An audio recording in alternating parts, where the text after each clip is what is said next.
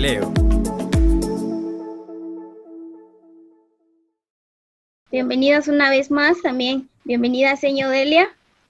Y también tenemos ahí un tema muy importante sobre lo que hoy vamos a compartirles, que es la historia de la educación en la época contemporánea y la educación nueva. Bueno, para ello vamos a entender qué es educación y vamos a empezar a comprender o a socializar el tema de educación. Dice que es una formación destinada a desarrollar la capacidad intelectual, moral, efectiva, también de cada uno de nosotros, tanto de quien la comparte como de quienes la reciben. ¿Qué es una época? Es un periodo determinado en la historia o en una civilización de la sociedad. Entonces, conforme las épocas, ustedes han escuchado el término épocas, y aquí en este curso es donde más lo hemos compartido. Cuando hablamos de épocas, quiere decir que ¿qué? Es un periodo de tiempo determinado. También tenemos la palabra contemporánea. ¿Qué es contemporáneo? Es algo que existe al mismo tiempo que otra cosa. Por ejemplo, entonces quiere decir que época es el periodo determinado, pero contemporánea es algo que existió juntamente, que iba a la par, que iba encaminado de la mano con la época. ¿Por qué llamamos entonces educación en la época contemporánea? Es la representación de los grados de desarrollo que impulsan a investigadores, docentes y epistemológicos a su conocimiento. Es la comprensión y la valoración de condiciones diferentes al pasado reciente.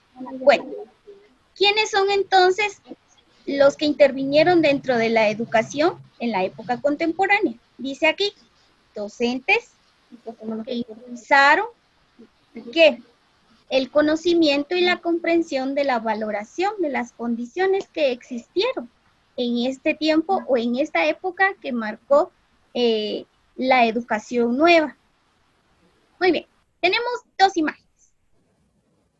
La primera, si usted ha observado allí, estamos viendo que ¿qué? Quisiera en este momento pedirle a Jennifer que me pueda comentar qué es lo que usted ve en la imagen de arriba. Habilite su micrófono, por favor, y me explica qué es lo que usted está observando o cómo identifica usted esta imagen. Vamos. Una persona que habla y que los demás les escuchan. Muy bien. Y ya que está habilitado su micrófono y veo también por allí a Kimberly. Kimberly, quisiera preguntarle, en la imagen de abajo, ¿qué es lo que usted observa?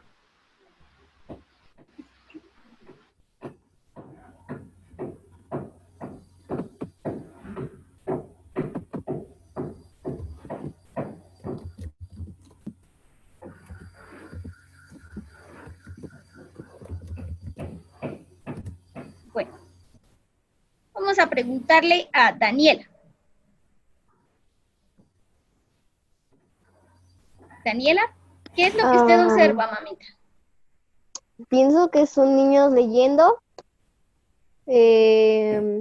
Tal vez están leyendo y están imaginando cosas. Muy bien, exacto.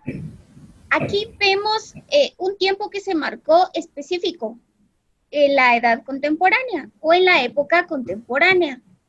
¿Qué quiere decir? En la época contemporánea se marcaron, escúcheme bien, dos fases. La primera, iba encaminada ¿en qué?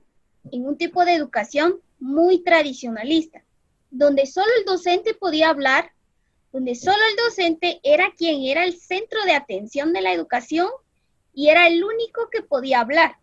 Los estudiantes únicamente escuchaban, repetían y no demostraban nada de lo que ellos querían dar a conocer según su entendimiento o según lo que ellos aprendían.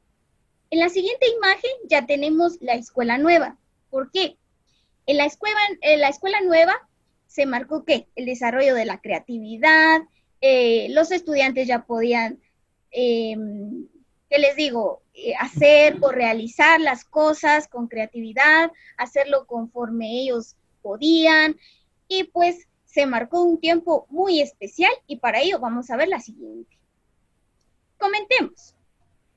Y esto también, para esto voy a necesitar mucho la participación, ya que solamente son el número de estudiantes.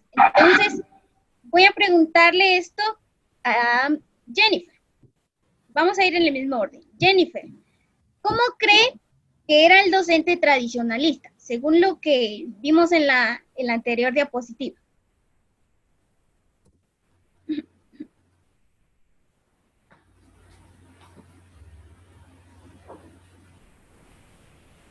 Vamos a ver, Jennifer.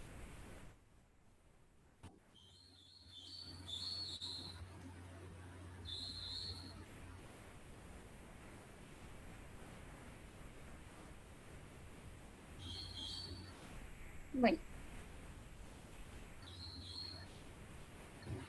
¿Cómo cree usted que era el docente tradicionalista?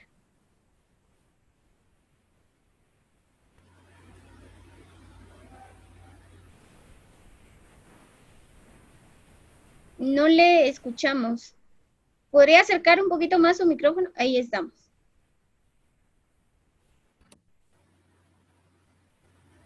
Tampoco, Jennifer, no puedo escucharla. Bueno, ahí estamos. Ahí. ¿Es el que se guiaba por la educación de antes? Cuando se guiaba en la educación de antes, más o menos, ¿cómo era la educación de antes? Según la imagen que acabamos de ver en la anterior diapositiva, en esta. ¿Por tradiciones? Tradiciones. ¿Cuál sería una de esas tradiciones para usted? Ay, no sé. Bueno, ¿cuál sería alguna de esa tradición o qué tradición según usted?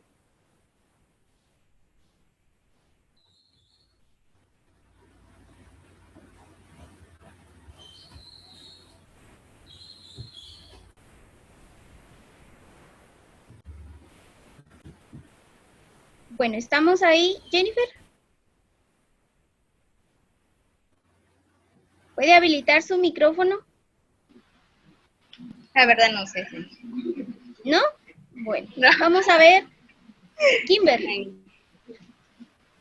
Vamos a... ¿Cómo considera al docente en estos tiempos? ¿Cómo? ¿Cómo considera al docente en estos tiempos? Es lo que estamos viendo en la diapositiva.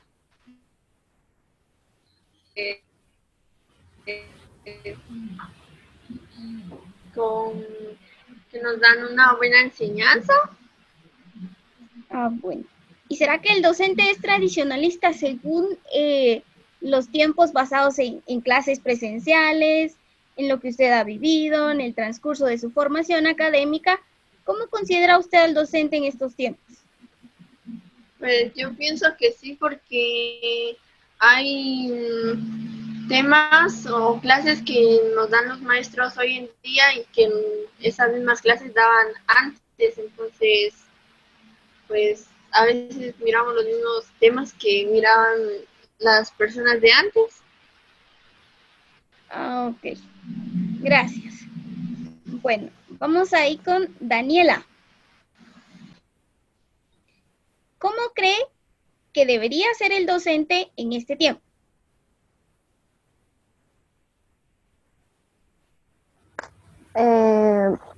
No sé, usted mencionaba ahí una pregunta que decía cómo considera el docente, no, cómo cree que era el docente Tradicionalista. tradicionalista. Ajá.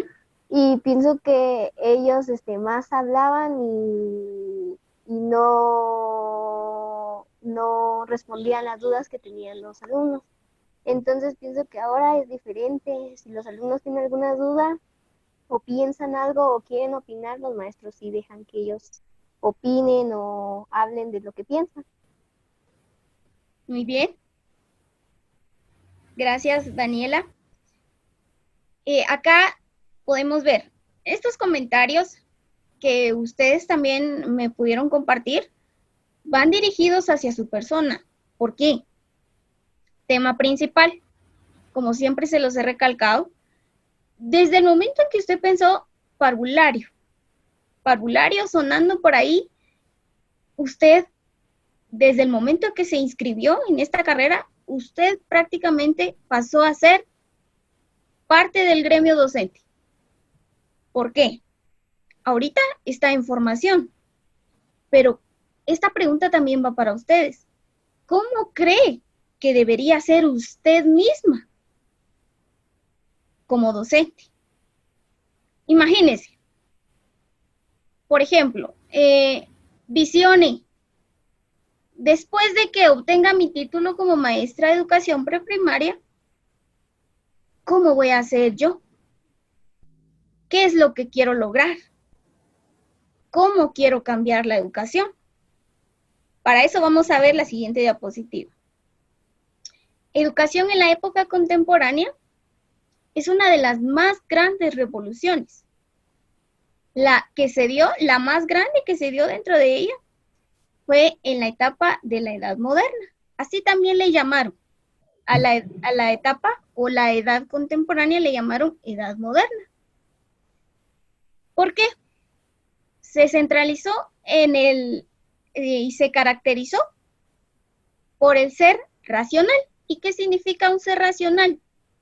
Un ser que piensa, que analiza, no conforme se lo piden, sino que va en sentido contrario del comentario de los demás. Por ejemplo, antes decían, podemos hoy dibujar una flor que tenga 4 pétalos y el estudiante no podía dibujar un quinto ni un sexto pétalo. En cambio aquí se caracterizó por darle paso al ser racional. Entonces el ser racional ya era ¿quién? El que despertaba su propio pensamiento, el que ya iba en su propio conocimiento creando sus propios comentarios, sus propios dibujos. Si nos basamos en el ejemplo de la flor de 4 pétalos, ahora, entonces el ser racional le puede colocar un quinto, un sexto o hasta un séptimo pétalo, si él quisiese. Vamos también con las características principales de la revolución que surgió dentro de la época contemporánea. La economía como número 1, la sociedad y la tecnología. ¿Por qué la economía? Cuando vino esta revolución, también se vino a dar un paso a las clases sociales. ¿Y qué quiero decir con clases sociales? Cuando se vio esto de la economía, fue cuando entonces iniciaron las grandes separaciones por ejemplo, cuando fueron creados, ya en tiempos atrás, habíamos visto la creación de las universidades. ¿Qué fue primero? Si la universidad o las escuelas o los diversificados. ¿Y qué fue? Que las universidades se iniciaban en casas. Fueron ahí como se fueron dando las facultades. ¿A través de qué? De la educación grecorromana. Caemos a lo mismo con esta revolución. Entonces, vienen a ser las clases sociales de la economía. ¿Por qué? Si en la revolución de la economía venía a ser la división entonces de la educación privada y de la educación pública. La sociedad. ¿Por qué las clases sociales? De la revolución de las clases sociales nace esto que entonces también ya habíamos platicado acerca de las clases sociales conforme a la historia de la educación. Sostenía que si antes los empleados de los que tenían fincas podían estudiar únicamente los hijos de los dueños de las fincas, más no los hijos de los trabajadores de esas fincas. Vino que la sociedad, las clases sociales, hacer una separación ahí. Ya vamos a adentrarnos un poquito más acerca de cómo fue que surgieron, fue que participó la sociedad dentro de las clases sociales y también dentro de la escuela nueva. La tecnología, porque fue otra revolución muy grande la tecnología. A base de la tecnología es como se han ido dando cambios en la educación. Por ejemplo, alguien decía, es un dato muy relevante y muy importante. Si ahorita, en este tiempo como el que estamos viviendo, en medio de esta pandemia, no tuviésemos una computadora o quizá no tuviésemos un teléfono celular inteligente, no pudiésemos recibir estas clases. Pero en cambio, ahora que lo tenemos, podemos ¿qué? Ver una nueva revolución, no solamente en ese tiempo, sino también en estos tiempos, que desde allí, en el siglo pasado, en el siglo XX, fue como se vino dando la revolución de la tecnología. Las grandes transformaciones artísticas, demográficas, sociales, políticas, tecnológicas y económicas. ¿Por qué las grandes transformaciones de esta edad contemporánea? Porque se le dio paso, se le dio importancia a las artes, a la demografía, a las ciencias sociales, a la política, la tecnología y la economía. Porque antes era una educación totalmente fuera de. No utilizaban la tecnología, no le daban paso a la creatividad del estudiante, no lo hacían conforme la educación era productiva para el estudiante, al contrario, solo veían la manera de enseñar, más no de obtener algún dato positivo de parte del estudiante. Hoy en día la educación es doble vía. Yo enseño, usted aprende, pero ¿qué pasa? De repente y usted también me puede enseñar algo que yo quizás no había aprendido. Por eso es una educación que fue ¿en qué? En grandes transformaciones. La escuela nueva. La escuela nueva surgió en 1889, hasta sus avanzados en 1939. La escuela nueva como movimiento renovador en Estados Unidos. ¿En dónde inició la escuela nueva? Entonces, en Estados Unidos. La escuela progresiva. ¿De qué se trató esta escuela nueva? En base surgió la escuela progresiva. El padre de la escuela progresiva fue John Dewey, quien experimentó y también fue parte de la escuela nueva. ¿Por qué? En base a sus métodos creados y también probados por él mismo, vio que como resultado sí eran efectivos en el estudiante. Entonces dijo, cambiemos la educación tradicionalista. ¿Por qué? Por una educación transformadora, innovadora, por una educación nueva, donde le demos paso a la libertad al estudiante para que él aprenda y para que también yo aprenda del estudiante.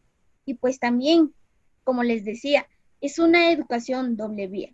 ¿Quién fue él? Fue un filósofo, un psicólogo, un pedagogo de nacionalidad estadounidense, considerado como el filósofo más relevante en su país. Bueno, él fue John Dewey. La escuela nueva y sus aspectos generales, como expresión amplia hasta equívoca, que curiosamente apunta a una de las realizaciones inequívocas. ¿Por qué? En sus aspectos generales, la escuela nueva quiere decir que esta fue exacta, que ya fue estudiada antes por psicólogos, por pedagogos y por científicos. También Adolfo fue uno de los principales responsables de este movimiento en la escuela nueva, dándole que el intercambio familiar situado en el campo, donde la experiencia personal del niño es un fundamento tanto en la educación intelectual, lo que hablábamos en la clase pasada. Cuando hablamos de intelecto, quiere decir todo aquello que la educación nos va a proporcionar o lo que vamos a ir adquiriendo, y pues nosotros también vamos a ir en razonamiento de ¿qué? De una educación nueva. Cuando hablamos siempre de educación nueva y sus aspectos generales, también queremos decir que es una autonomía relativa de los estudiantes. ¿Por qué autonomía? Porque el estudiante ahorita tiene libertad, también tiene derechos, pero también tiene obligaciones.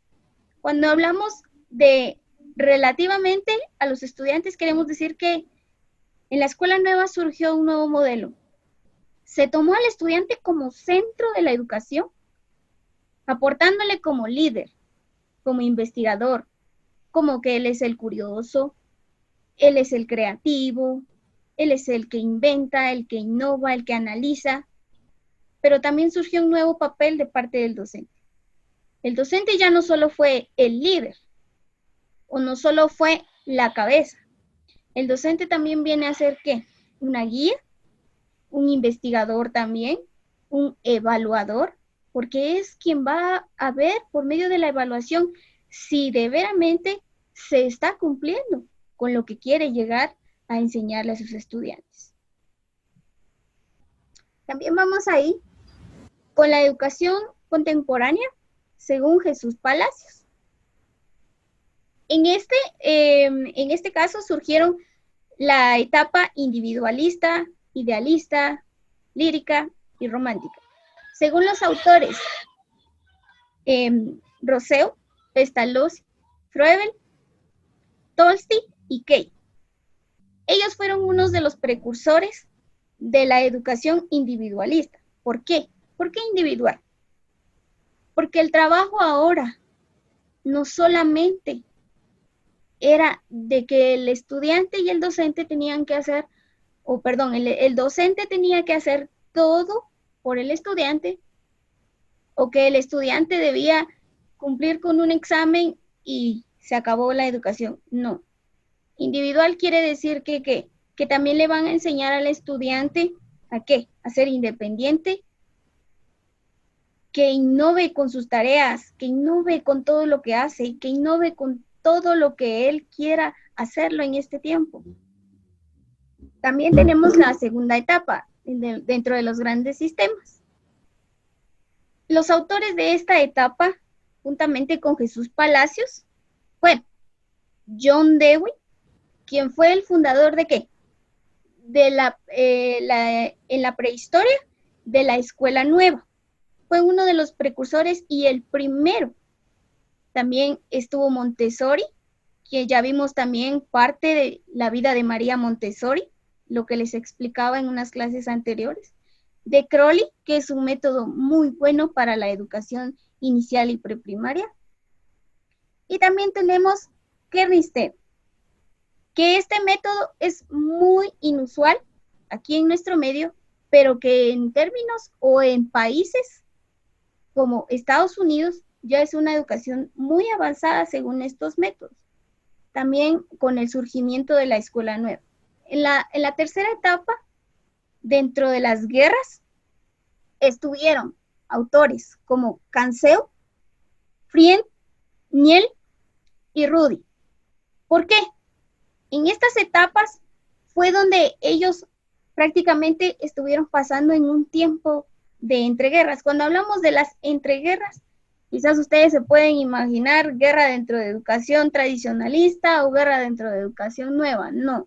Cuando hablamos de las entreguerras, queremos decir que estas fueron las etapas en las cuales fueron las cruciales para la educación contemporánea, y según las etapas anteriores que tenemos también, como por ejemplo en el siglo XX, que estamos aquí, esto también lo tenemos, este contenido también lo tenemos y lo podemos encontrar y adentrar un poquito más en el libro que les fue compartido a través de unas copias que presencialmente ya habíamos dialogado.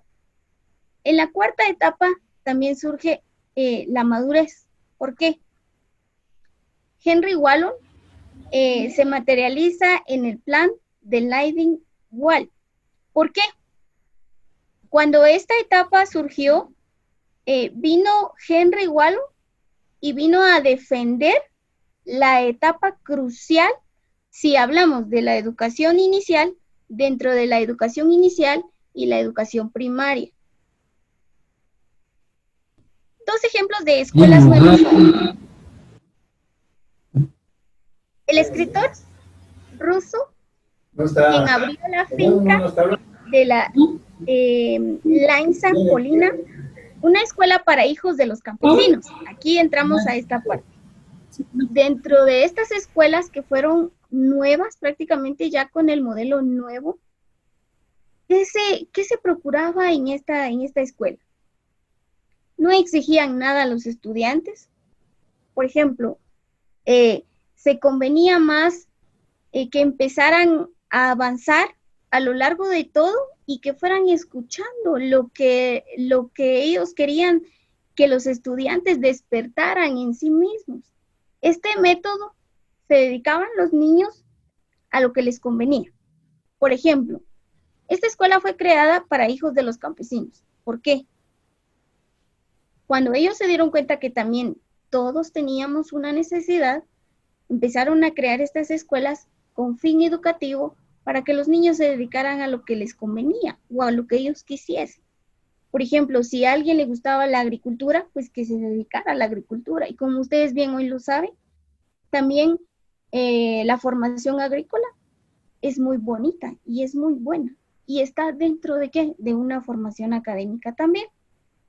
En el segundo modelo de escuelas, que fue creado por Cecil Reed, ¿qué quería lograr él con esta escuela? Era una escuela de internados, ¿sí? Donde los estudiantes se dedicaban en la mañana a las enseñanzas de materias normales, es decir, las ciencias, que son lo que más dentro de teóricamente nos encontramos las ciencias. ¿Pero qué? El resto del día se dedicaban ¿a qué? A la jardinería, la horticultura. La horticultura es algo, es la producción de plantas. A eso significa o se refiere horticultura. A la carpintería también es como decir ahora en los Institutos Nacionales de Educación Básica, los INEP, estamos ahorita compartiendo dos tipos de educación. O también se centran en dos formaciones, que es la educación para el hogar y artes industriales. A esto se refiere la escuela nueva. ¿Por qué? Se dedicaban a jardinería, horticultura, carpintería. ¿Por qué? Por las tardes, porque era un internado. A vista de granjas, talleres y juegos colectivos. Y en fin, en la noche se ocupaban de las expresiones artísticas y a las diversas sociedades. Esta escuela fue tipo campamento. ¿Por qué? Ellos le llamaban tipo campamento porque se dividía. Aquí en el final sí podemos ver la divisa, es un intercambio. Si hablamos en monedas, la divisa significa cambio de moneda. Pero si hablamos de la divisa de la educación, significa cambio de método, cambio ¿qué les digo? De procedimientos para la educación. Entonces, estas dos escuelas fueron creadas como ejemplos o como modelos de escuelas nuevas que sí tuvieron un fin muy positivo y también tuvieron resultados muy satisfactorios. Dentro de los métodos más satisfactorios también estuvo el de María Montessori, quien ¿qué? Impulsó la vida interior para que el niño fuese expresando, fuese también explotando lo que él tenía a su propia construcción. ¿Por qué? Si nos dedicamos a estudiar a María Montessori, ella se basó en el método, ¿qué les digo? Lúdico. Todo era lúdico, juego lúdico. Los niños aprendían jugando, pero también haciendo. ¿Por qué? El niño es un ser esencialmente diferente al adulto. Más energías, más creatividad, hasta en lo que habla, es más creativo. La importancia decisiva de la educación sensorial. ¿Por qué es tan necesario o fue tan necesario para María Montessori despertar la educación sensorial? Porque era conforme iban entendiendo el proceso del niño y también caemos al estudio de casos. ¿Por qué? Porque ahí es donde usted se va a dar cuenta si el niño aprende de las tres formas que, como ya lo hemos visto, si es auditivo, si es visual o si es kinestésico. El material didáctico como recurso. Ella también aportaba sobre que el material didáctico es algo esencial, es algo que no le puede faltar a un niño para aprender. Por eso cuando hablamos del mundo letrado dentro de las aulas, quiere decir que el mundo letrado es todo aquello que el niño va a poder observar. Quizás no pueda leer en el nivel inicial, pero sí va a poder ver y asociar conforme usted le vaya enseñando. Vamos a ver el método de Crowley. Este método también se basaba en la experimentación. ¿Qué quiere decir en la experimentación? También era la defensa, era el abrigo. ¿Por qué? El método de Crowley era el que más avances tenía en cuanto a la expresión artística. Se basó en la expresión artística, ¿por qué? Dijo, bueno, que todos ahorita se vengan el grupo de estudiantes de 15 a 16 años. Y vamos a ver, bueno, ¿qué le gusta hacer más? ¿Qué es lo que prefiere? Es allí donde se fue despertando la iniciación a la vocación del estudiante. Y también se le fue dando paso a la libertad para que pudiesen elegir lo que les gustaba. Si a alguien le gustaba, pues bueno, la astronomía, ver la luna, las estrellas, pues bueno, que estudiase astronomía.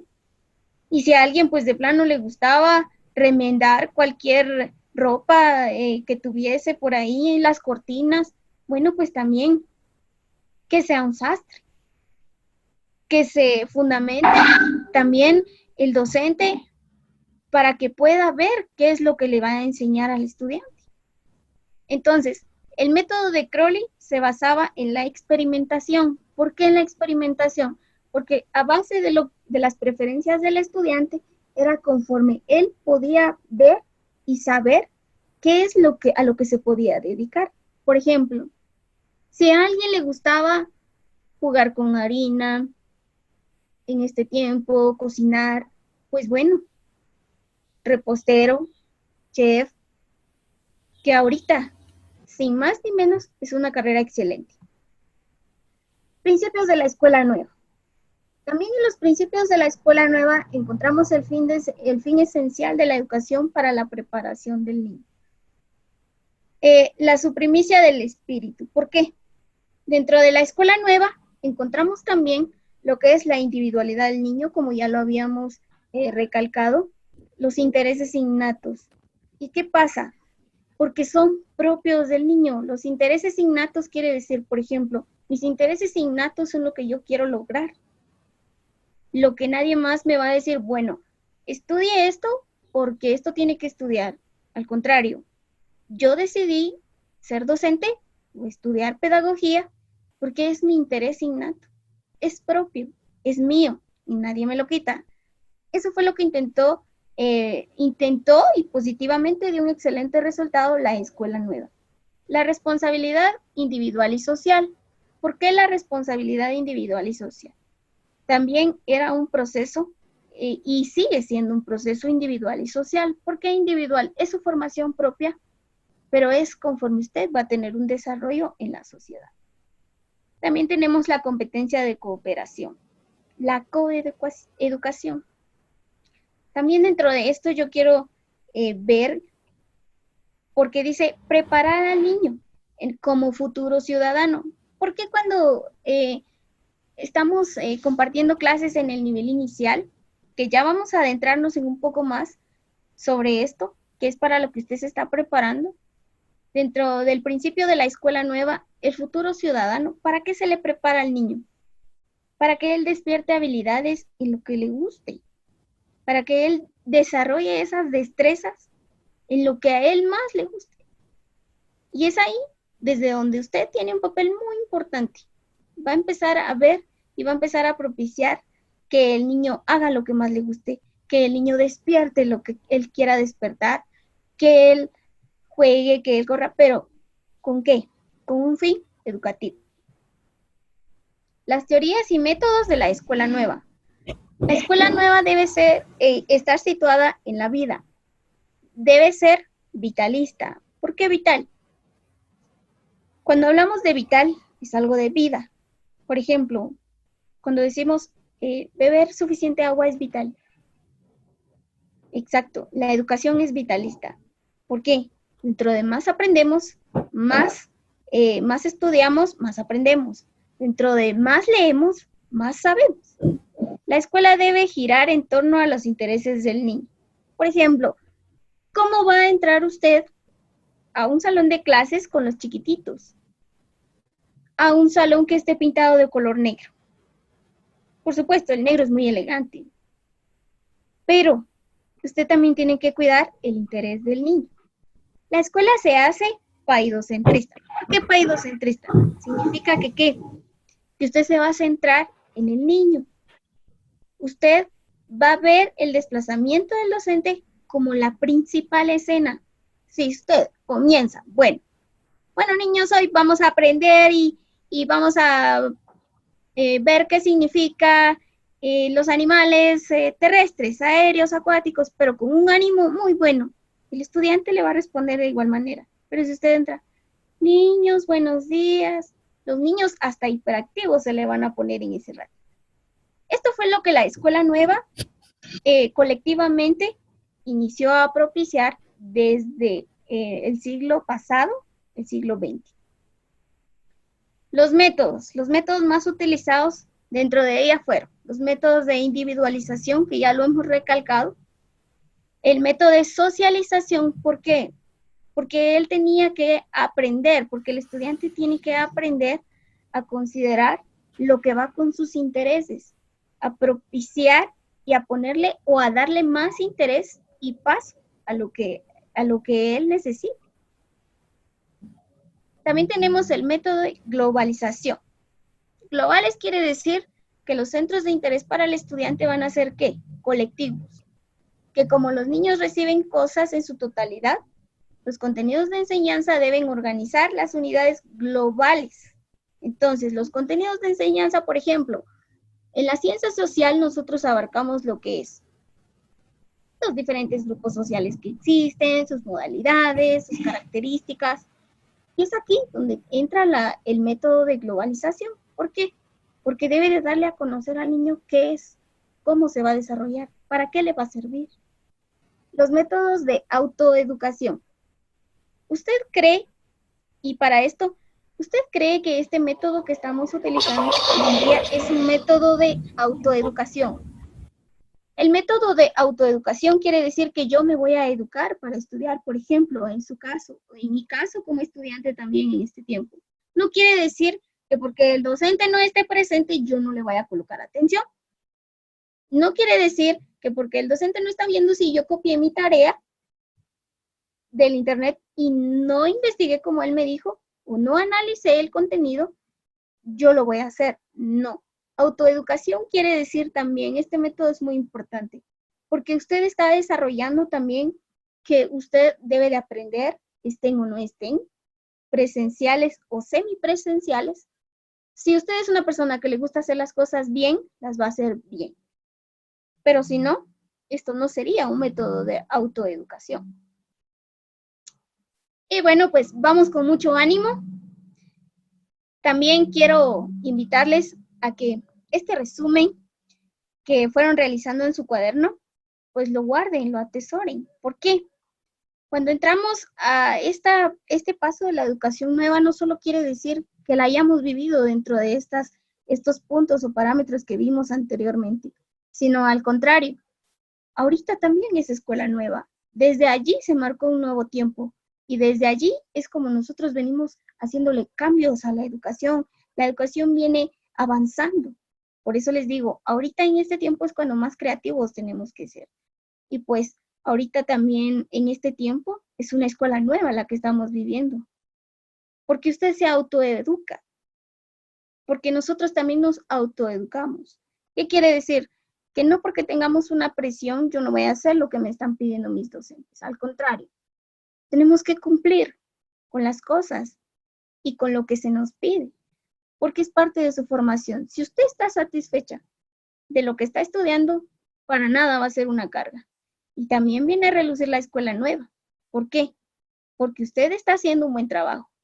Me he dado cuenta en este tiempo que también es una manera muy viable. ¿Por qué?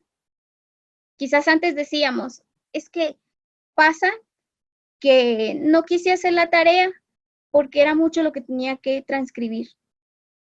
Pero la escuela nueva dice que implementó tecnología. Ahorita estamos utilizando la tecnología. Y gracias a ello, pues también podemos tener avances. Y pues ahorita usted no se cansa, usted analiza, escribe 2, 3 páginas y ya. y puede utilizar las dos manos. Entonces, es un modo productivo lo que surgió dentro de la revolución de la escuela nueva. Y es muy interesante este tema. Vamos a seguir compartiéndoles los links de videos que les están enviando semana tras semana. Y pues también vamos a ir haciendo las prácticas respectivas como lo hemos estado haciendo. Por favor, si ahorita usted tiene alguna duda, con toda libertad puede activar su micrófono y preguntar. Y también podemos aclarar las dudas que ahorita usted desee. Entonces, podemos preguntar si tienen alguna duda. Daniela, ¿tiene alguna duda? Jennifer, ¿tiene alguna duda?